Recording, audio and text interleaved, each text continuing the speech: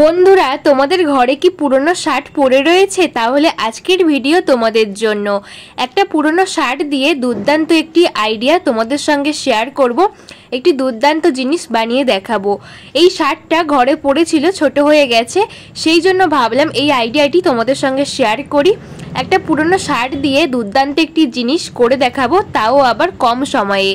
নমস্কার বন্ধুরা, আমার চ্যানেলে তোমাদের সবাইকে স্বাগত জানাই। আশা করছি তোমরা সবাই ভালো আছো, সুস্থ আছো। এখানে একটা পুরনো শার্ট নিয়েছি, এরপরে এটাকে ভালো করে আমি পেতে নিয়েছি। এর মধ্যে নিয়ে নেব একটা থালা, বড় একটা থালা বা কোনো একটা বালতির মুখ নিলেও হবে, যেটা বড় সাইজ, যার মাপে আমি কেটে নিচ্ছি। তোমরা এখানে মাপ করে কাটতে পারো, আমি এখানে কোনো মাপ নিচ্ছি না। এই যে থালা আছে, এই থালার মাপ অনুযায়ী করছি। তবে একটু বড় সাইজ করলে কিন্তু আমাদের সবারই সুবিধে হবে, সেই জন্য আমি একটু বড় সাইজই করব। থালার মাপ হিসেবে গোল করলে কিন্তু আমি একটু বড় সাইজ গোল করে নিয়েছি, দেখতেই পাচ্ছ। এইভাবে বড় মতো করে নিচ্ছি, কারণ বড় না করলে আমার শার্টটা কিন্তু নষ্ট হবে। তার সঙ্গে কিন্তু বড় সাইজ করলে আমাদের সুবিধে হবে। তোমরা আজকের আমার এই ভিডিও কে কোন জায়গা থেকে দেখছো কমেন্ট করে জানিও, আমার খুব ভালো লাগবে। এখানে আমি গোল করে কাট করে নিয়েছি, নিয়ে রেখে দিলাম। এরপরে হাতার দিকে যে অংশ আছে, এটাকে আমি দাগ দিয়ে কেটে নিচ্ছি। তোমরা এখানে পেন দিয়েও দাগ করতে পারো, আর আমি এখানে চক দিয়ে দাগ করছি। তোমরা যে কেউ এটা বানাতে পারবে, এতটাই সহজ। এখানে আমি 4 ইঞ্চি নিচ্ছি, 4 ইঞ্চি এইরকমভাবে দাগ করে মাঝখান দিয়ে কেটে নিচ্ছি। এটাও কিন্তু আমাদের কাজে আসবে। দুটো হাতার যে কাপড় আছে, সেই কাপড়ে কিন্তু আমাদের আরামসে হয়ে যাবে। তো 4 ইঞ্চি করে দাগ দিয়ে তারপর দেখো কতটা আমি কেটে নিয়েছি। তোমরা অবশ্যই একবার করে দেখো, তোমরা যে কেউ বানাতে পারবে, এতটাই সহজ। কোনো রকম বেশি সেলাইও করতে হবে না। দেখো অনেকগুলো আমি কেটে নিয়েছি, এরপরে একটার পর একটা বসিয়ে এইভাবে সেলাই মারতে হবে। একটা লম্বা মতো করে নেব। তো সেলাই করার আগে চলো দেখে নিই।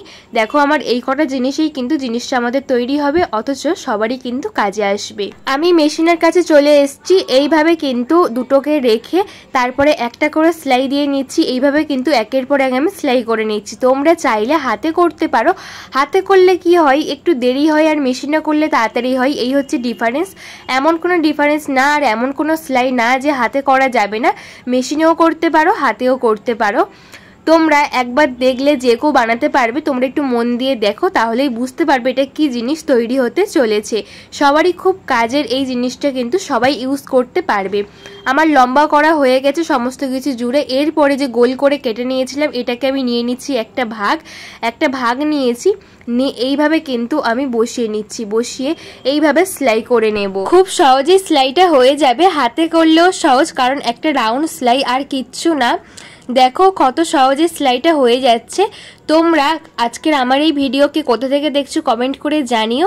আর আমার চ্যানেলে তোমরা নতুন বন্ধু হয়ে থাকলে অবশ্যই আমার চ্যানেলটাকে সাবস্ক্রাইব করে পাশে থাকা বেল আইকনটা প্রেস করে দিও, যাতে নতুন নতুন ভিডিও ছাড়লে সমস্ত ভিডিওর নোটিফিকেশন সবার আগে তোমাদের কাছে পৌঁছই। দেখো সেলাই করা হয়ে গেছে, এবারে মুখটাকে আমার জুড়ে দিতে হবে, সেই জন্য আমি এটাকে কেটে নেব। কাঁচির সাহায্যে যে এক্সট্রা অংশ আছে, এটাকে কেটে ফেলে দেব। আর যে অংশ দুটো আমার জুড়তে হবে, এই দুটোকে একটু মাপ করে নিয়ে তারপরে জুড়ে নিয়ে তারপর সেলাই দিয়ে দেব। খুব সহজেই হয়ে যাবে, তোমরা একটু মন দিয়ে দেখলেই বুঝতে পারবে। আর এটা কিন্তু প্রত্যেকেরই কাজে আসবে, বড় থেকে বাচ্চা প্রত্যেকেরই কিন্তু কাজে আসবে। এটা এমনই একটি জিনিস তৈরি হতে চলেছে। তো দেখো এইভাবে কিন্তু আমি সেলাই করে নিয়ে তারপরে কেটে নিচ্ছি। আমি কিন্তু ডবল সেলাই দেবো, তাহলে কিন্তু জিনিসটা মজবুত হবে আর হট করে কিন্তু নষ্ট হবে না। তাই এটাকে আমি ডবল সেলাই মেরে দিচ্ছি পুরো রাউন্ড করে। ডবল সেলাইটা অবশ্যই তোমরা দিও, আবার ইচ্ছা না থাকলে দিতে হবে না। ডবল সেলাই দিলে এটা কিন্তু আমরা বহু বছর ব্যবহার করতে পারবো, একদম কিচ্ছু হবে না। আমরা তো মার্কেট থেকে অনেক জিনিসই কিনে আনি, যদি বাড়িতেই কিছু জিনিস তৈরি করতে পারি, তাও ফেলে দেওয়া জিনিস দিয়ে, তাহলে কিন্তু আমাদের মনটাও ভালো হবে। আর আমাদের অবসর সময়, যেসব সময় আমরা বসে বসে টিভি দেখি, বোর ফিল করি, সেই সব সময় বানাতে থাকলে তাহলে আমাদের কিন্তু বোর ফিলটা কিন্তু কেটে যাবে। দেখো উপরে যে পার্টটা আমি রেখেছিলাম, ওটাকেও নিয়েছি, নিয়ে এইভাবে কিন্তু বসিয়ে আবারও আমি এটাকে সেলাই করে নিচ্ছি। দুটো সেলাই হবে, এর বেশি হবে না। জিনিসটা কিন্তু এই তৈরি হয়ে গেল। দেখো এটাকেও রাউন্ড সেলাই হিসেবে আমি করে নিচ্ছি। পুরনো জিনিস দিয়ে অনেক ভিডিওই আমার চ্যানেলে আছে, তোমরা অবশ্যই আমি ডেসক্রিপশন বক্সে লিঙ্ক দিয়ে দেবো, অবশ্যই দেখো। অনেক কাজের ভিডিও আছে আমার চ্যানেলে। দেখো পুরো রাউন্ড আমি সেলাই করে নিয়েছি, এটাকেও আমি ডবল সেলাই দেবো, তাহলে কিন্তু অনেকটাই সুবিধা হবে। আর তোমরা যারা আমার ফেসবুক পেজ থেকে ভিডিও দেখছো অবশ্যই ফেসবুক পেজটা ফলো করে আমার পাশে থাকবে। দেখো কথা বলতে বলতে সেলাই করা হয়ে গেছে। এরপর বোতাম বা বাটনটা আছে ওটাকে আমি খুলে দিচ্ছি, খুলে দিলে কিন্তু এটা আমার সোজা হয়ে যাবে। উল্টো দিকে পুরো সেলাইটা আমি করে নিয়েছি। এরপরে আমি এটা সোজা করে নিচ্ছি, নিলেই কিন্তু আমাদের তৈরি হয়ে যাবে। এরপরে এর মধ্যে কিছু ভরতে হবে। আমাদের ঘরে অনেক সময় আছে তুলো থাকে, এক্সট্রা তুলো, সেগুলোও ভরতে পারি। বা অনেক সময় বাচ্চাদের জামা কাপড় বা বড়দেরও জামা কাপড় যেগুলো আমরা পরি না, পরে থাকে, সেই জামা কাপড়গুলো এখানে ওখানে গড়াগড়ি খাই, সেগুলোও কিন্তু এর মধ্যে আমরা দিয়ে দিতে পারি। যেগুলো আমরা বাড়তি পরা হয় না সেগুলো এখানে ওখানে ফেলে না রেখে আমরা এর মধ্যে ভরে নেব। আমার অনেক মেশিনের কাপড় আছে, তাই কিন্তু আর আমার এক্সট্রা তেমন কাপড় চোপড় নিতে লাগছে না। মেশিনের কাপড়গুলোই কিন্তু এর মধ্যে, যেগুলো এক্সট্রা কাপড় ফেলে দিতে হয় সেগুলো ফেলি না, আমি এর মধ্যে রেখে দিচ্ছি সব।